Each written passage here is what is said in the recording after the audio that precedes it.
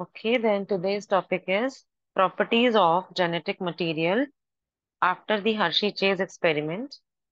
Now we will learn that we had learned this thing that proteins is not forming the genetic material, that is for sure. And Hershey and Chase experiment gave us the unequivocal proof that DNA is the genetic material. Now, what all properties should be there in a genetic material? And are these properties not present in RNA? Are they present only in DNA? Because some of the organisms, like viruses, as we know, viruses like tobacco mosaic virus or QB bacteriophage, they contain RNA as their genetic material. So how come RNA is RNA is being the part of genetic material, and in some other organisms, DNA is the genetic material. So to decide on that, what has to be the genetic material and what should be the genetic material, first we should know the properties of the genetic material. From here, we will conclude whether RNA is fit to be a genetic material or DNA is fit to be a genetic material.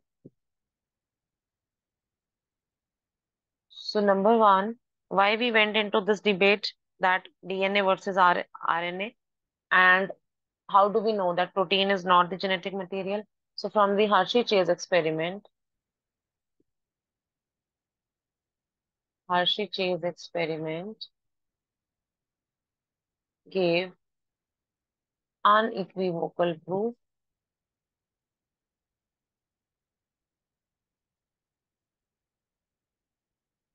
that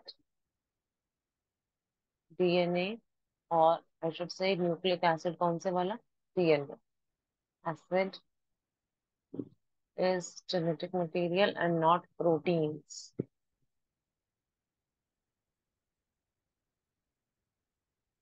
And not proteins. Secondly, ये तो हुआ कि हमने protein को rule out कर दिया कि protein is not the part of the genetic material. So it can be either RNA or it can be either DNA. Now, why did we say that RNA can be the genetic material? Because we have seen that RNA is the genetic material in some viruses, is genetic material in some viruses, like we can name few viruses like tobacco mosaic virus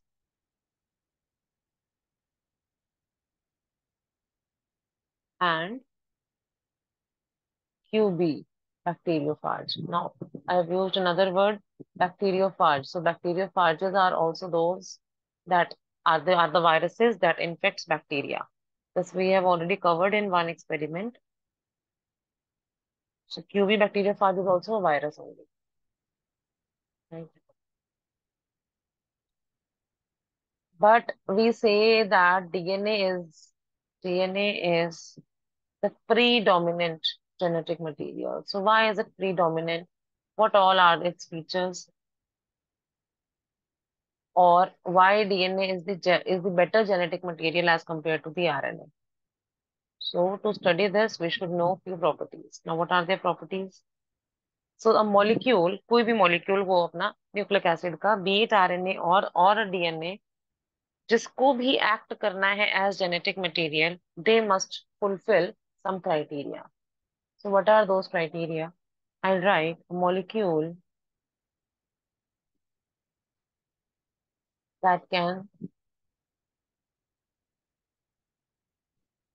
act as genetic material must fulfill. Now, sometimes you get question in your exams, okay, what are the criteria that must be fulfilled by any molecule to act as the genetic material? So you should mention these. Must fulfill the criteria, the following criteria. So number one, we say that it should be able to replicate. ठीक है, able to replicate means, अब भाई हमें पता है कि it is transferring the information from one generation to the next generation. So information transmit करने के लिए पहले उसको अपने आप को रेप्लिकेट तो करना पड़ेगा ना नेक्स्ट जनरेशन के लिए। नेक्स्ट जनरेशन के लिए अपने आप को रेडी करेगा, then only it will be able to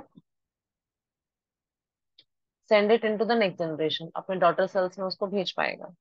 so number one is कि रेप्लिकेशन अपने आप हो जाना चाहिए उसका। It should be able to replicate, अपना कॉपी कॉपी वो बना सके।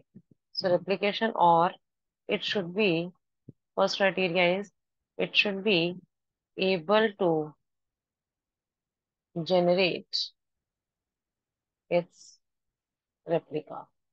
Now, protein, if we talk about protein, so protein does not fulfill this criteria. On the other hand, RNA and DNA both can do the replication. ठीक है, जो DNA है वो भी रेप्लिकेशन करता है, अपनी अपनी कॉपी बना सकता है, और आरएनए भी अपनी कॉपी बना सकता है। तो both the nucleic acids can do that, लेकिन protein is not fulfilling the even this first criteria. So protein तो हो गया out of the question. Now coming to the next part, what is the another criteria to be fulfilled, that it should be, जो भी हमारा genetic material है, it should be chemically and structurally, very important, chemically भी और structurally भी, it should be a stable molecule. So what do we understand by this thing? I'll tell you. It should chemically and structurally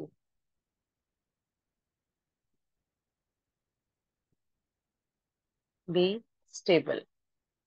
Now, with the stability, what do we mean? What do we confer from the word stable? That ऐसा ना हो कि genetic material तो है, चलो ठीक है, मान लिया जेनेटिक मटेरियल है, लेकिन अगर इसके कांटेक्ट में कोई भी, this is any kind of genetic material, इस जेनेटिक मटेरियल के कांटेक्ट में अगर कोई म्यूटाजेन आ जाए, mutagen is anything that can cause mutation, ठीक है, चेंजेस जो लेके आ सकता है, लाइक यूवी रेज सपोज। तो ये और ये फटाफट क्या हो जाए, ये फटाफट चेंज हो जाए। अगर ये जेनेटिक मटेरियल फटाफट चेंज हो गया, लो जी इसका स्ट्रक्चर ऐसा हो गया, पहले ऐसा था, this was the initial structure of genetic material, लेकिन अब क्योंकि म्यूटाजन उसके कांटेक्ट में आ गया, so it has change to this. अब इससे होगा क्या, अगर ये स्ट्रक्चरली चेंज हुआ तो इसकी केमिकल प्रॉपर्टीज भी चेंज हो जाएंगी, है ना, इट्स अ केमिकल चेंज।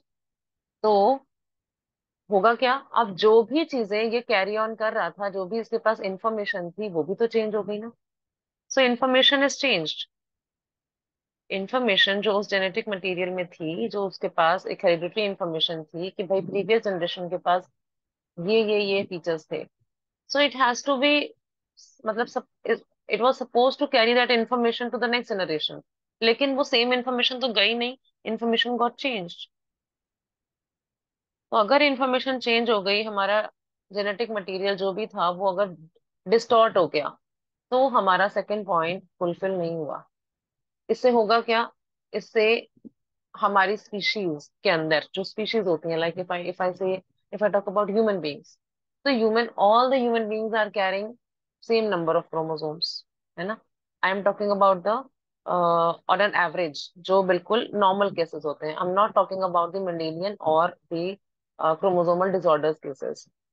तो अगर अपने पास 46 क्रोमोसोम्स हैं ह्यूमन बींग्स में, so every human being is carrying 46 chromosomes, then only we can say that the person is a human being, because it is carrying 46 chromosomes, a normal individual।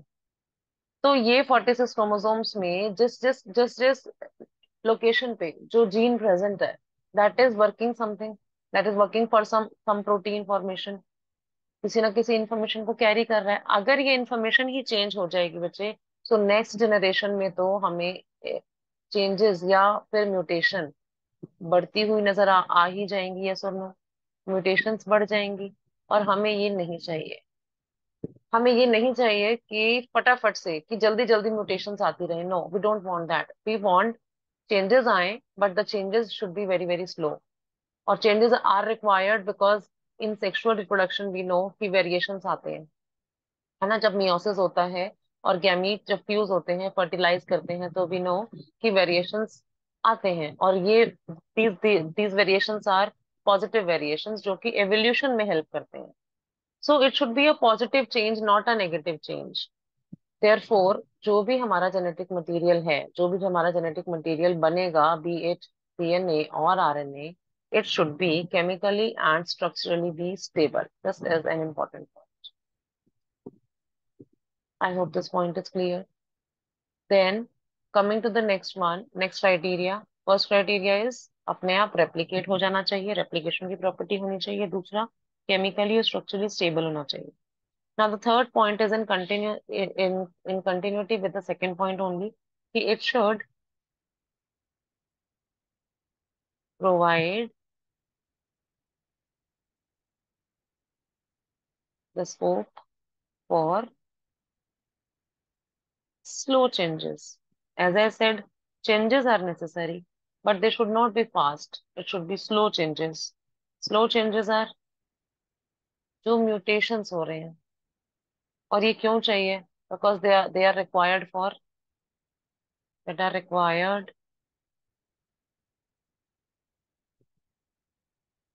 For evolution. Evolve होने के लिए, different features को adapt करने के लिए, different environment में अपना adaptation को इंक्रीज करने के लिए जो फीचर्स नेसेसरी हैं वो आने चाहिए। इट्स नॉट कि कोई पॉजिटिव फीचर नहीं आ रहा और जो अच्छे फीचर्स थे वो भी हमारे डिग्रेड होके अब नेगेटिव फीचर्स आ गए। That should not be the case.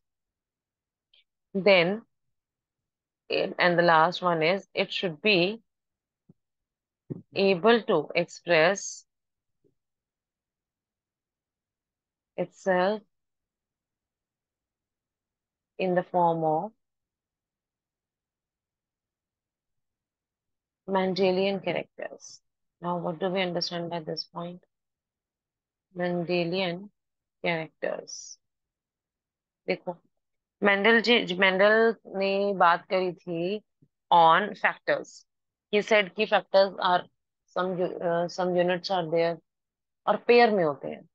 तो पेयर में होने से क्या क्या इसका मतलब था कि one pair we are getting from mother, another pair is we are getting from father,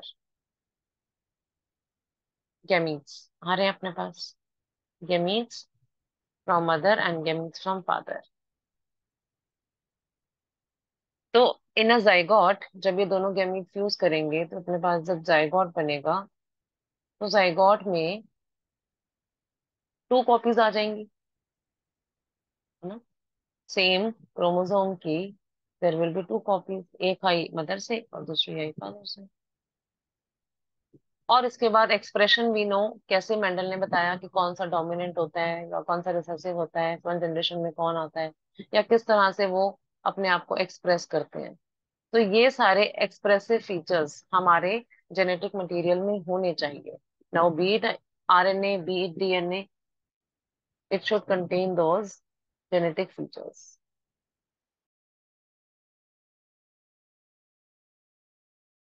each feature, तो first criteria we said replication होना चाहिए। तो जो रेप्लिकेशन हो रहा है वो replication nucleic acid, both of the nucleic acids can do the replication. तो प्रोटीन इसको फुलफिल नहीं करेगा, that we have already said. तो protein is not fulfilling the first criteria itself. Now coming to the second point of stability. अब we have to see कि protein तो out of question हो गया।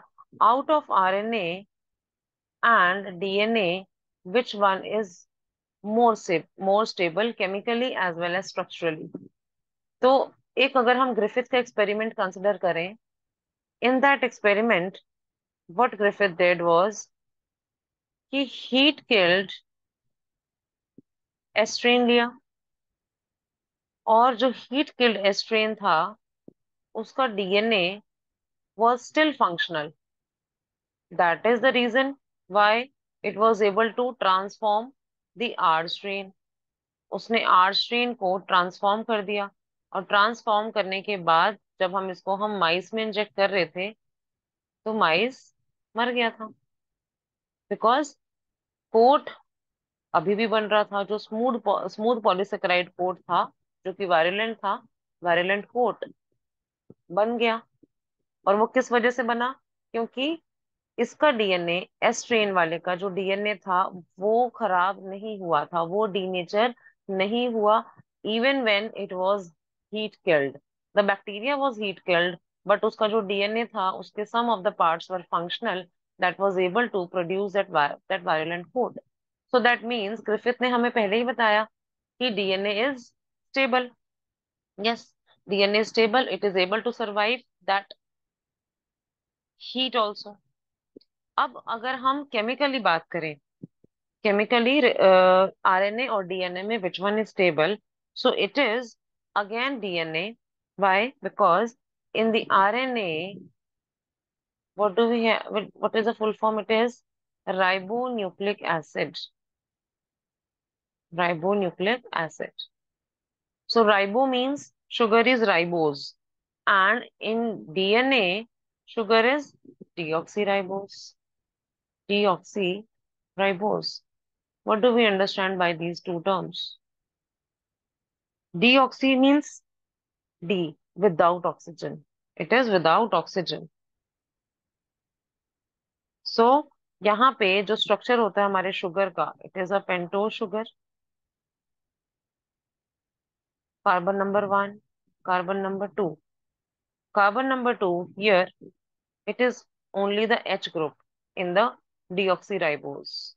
But here if I talk about pentose sugar in ribonucleic acid, so here on carbon number 2, this carbon number 1, carbon number 2, the group is OH. So you can see the difference. Here it is OH, here it is only H. So deoxy, oxygen is not there, minus the oxygen. Deoxy means OH में से O हटा दो, सिर्फ H रख लो इसमें DNA में। और यहाँ पे सेकेंड पोजीशन पे OH है। सो OH होने की वजह से होता क्या है कि आरएनए रिएक्टिव बन जाता है। RNA is reactive. रिएक्टिव बन जाएगा मतलब कि जल्दी से रिएक्ट करेगा, और अगर जल्दी से रिएक्ट करेगा तो आरएनए लेबाइल हो जाएगा, और इजीली हम बोलते हैं लेबाइल या फिर इजीली डिग्रेडेबल। अगर रिएक्टिव है, रिएक्टिव क्यों हुआ? Reactive, RNA is reactive because of the presence of OH at OH group at 2 prime position, 2 prime of ribose sugar. और डीएनए में क्या फायदा है कि डीएनए में OH है ही नहीं, सिर्फ H है, तो वो रिएक्टिव नहीं है।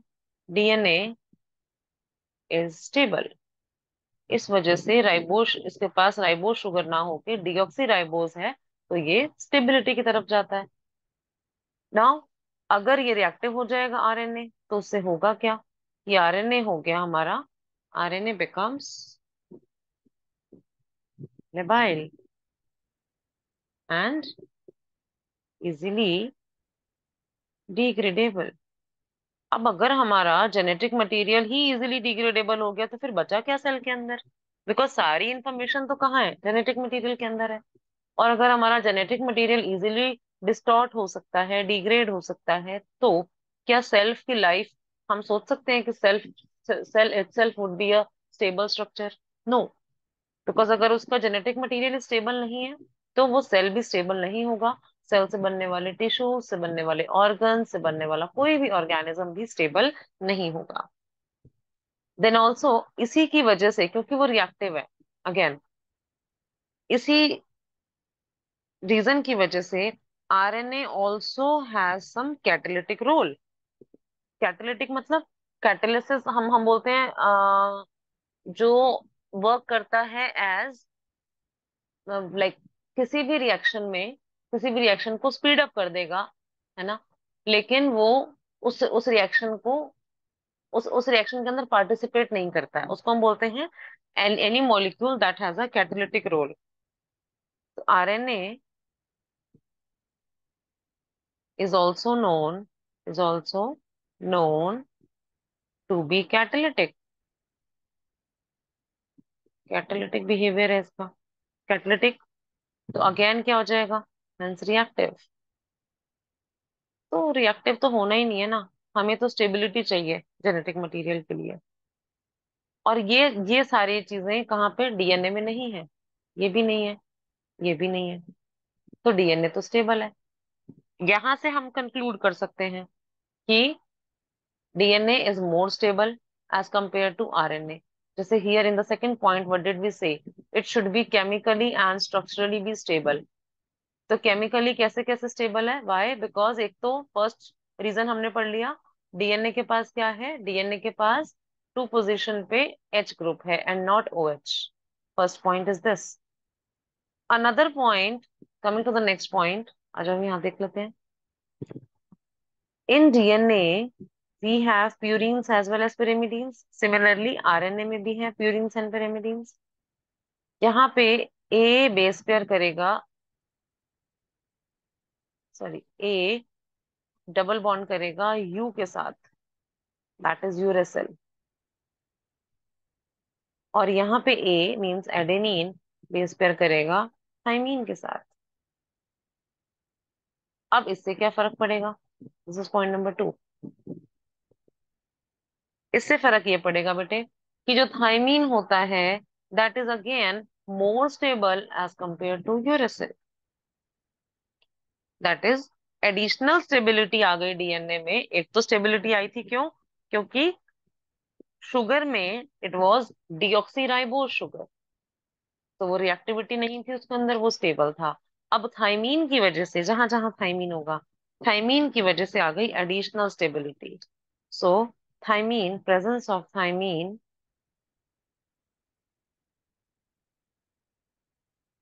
इंस्टेड ऑफ यूरेसिल, ठीक है, confers additional stability to DNA. और यहाँ पे यूरेसिल का क्या लॉस हो जाएगा अगर यूरेसिल प्रेजेंट है तो, यूरेसिल मेक्स आरएनए रिएक्टिव, क्योंकि again uracil itself is not stable. तो अगेन आरएनए बहुत ज्यादा रिएक्टिव हो गया। So from these two points we can say कि which one is more stable chemically as well as structurally, it is the DNA. तो अगर हमें इंफॉर्मेशन को स्टोर करना है, question can come like this कि which one should we prefer if we have to store the information and transmit it to the later generations। तो अगर information store करनी है बेटे, तो स्टोरेज तो ऐसा होना चाहिए ना कि सेफ होना चाहिए, कि जैसी इंफॉर्मेशन हमने रखी वैसी की वैसी ही नेक्स्ट जनरेशन में चली गई।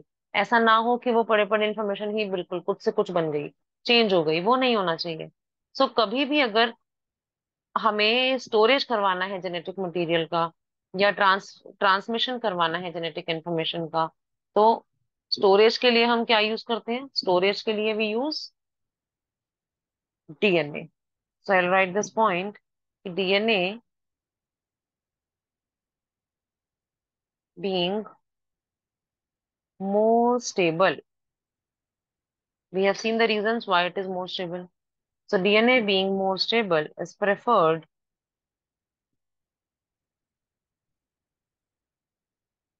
for storage of genetic information। अब स्टोर तो इसने कर ली, ठीक है, this is important, storage of genetic information. And when we are saying it's about transmission, help कौन कर रहा है कि वही नेक्स्ट जनरेशन में ये सेम इंफॉर्मेशन चली जाए। ट्रांसमिशन में we will take help of RNA because of its catalytic behaviour. Catalytic behaviour again कि रिएक्शन को जल्दी करवा देगा, कोई भी जो केमिकल रिएक्शन है उसको जल्दी करवा देगा without taking part in it.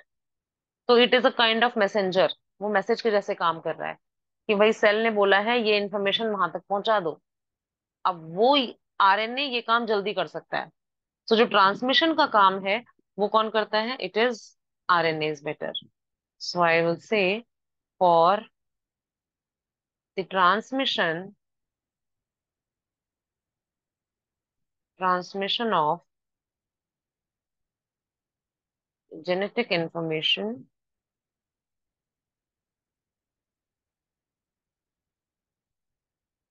RNA is better. So these are the points that we should know about DNA versus RNA. अब अगर मैं चेंजेस की बात करूं कि खुद अब आप सोच सकते हो, क्योंकि डीएनए ज्यादा स्टेबल है तो इसके अंदर जो रेट ऑफ म्यूटेशन है, rate of having any change in the structure, वो कम हो जाएगा। और आरएनए में जो चेंजेस हैं वो फटाफट आएंगे। तो अगर फटाफट चेंजेस आएंगे सो वो किसी भी लाइफ स्पैन, मतलब किसी भी ऑर्गेनिज्म की लाइफ स्पैन को क्या करेगा? छोटा कर देगा।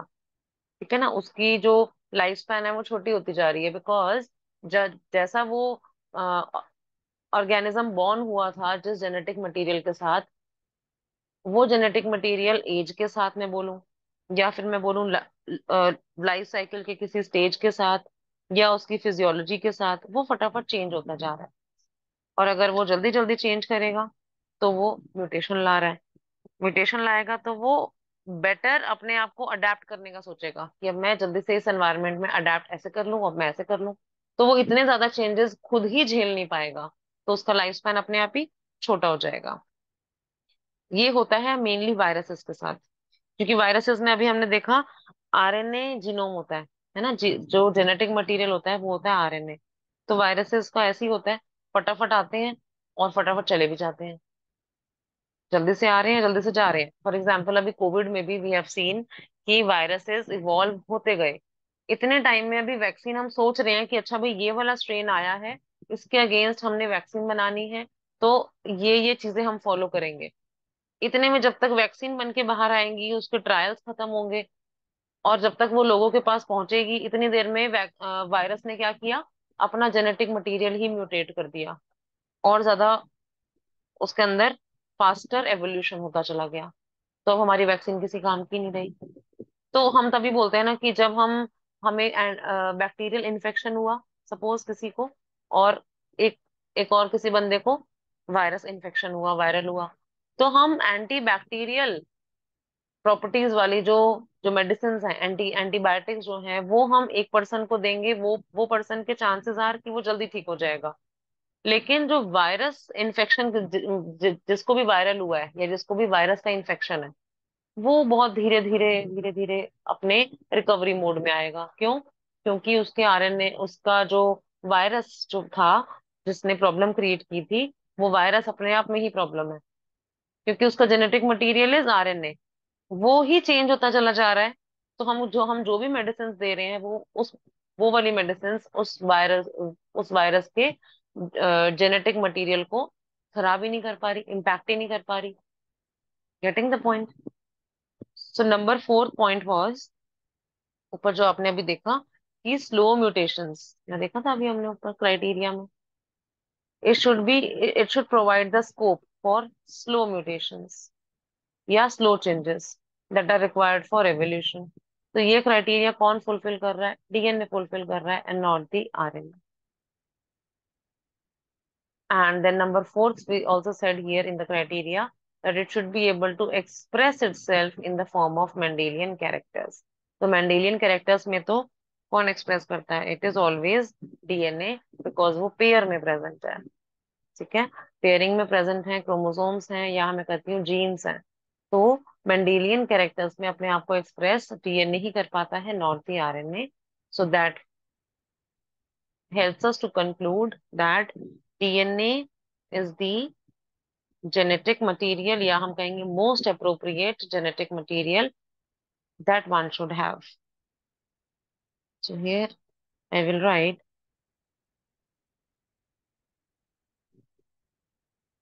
RNA being unstable mutate at faster rate. And here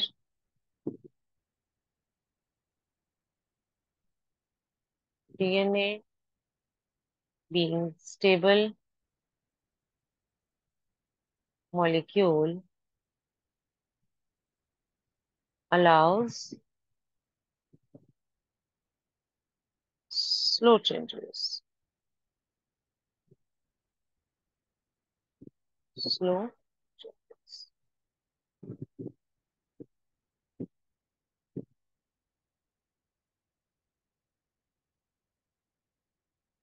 So I hope this topic DNA versus RNA is clear.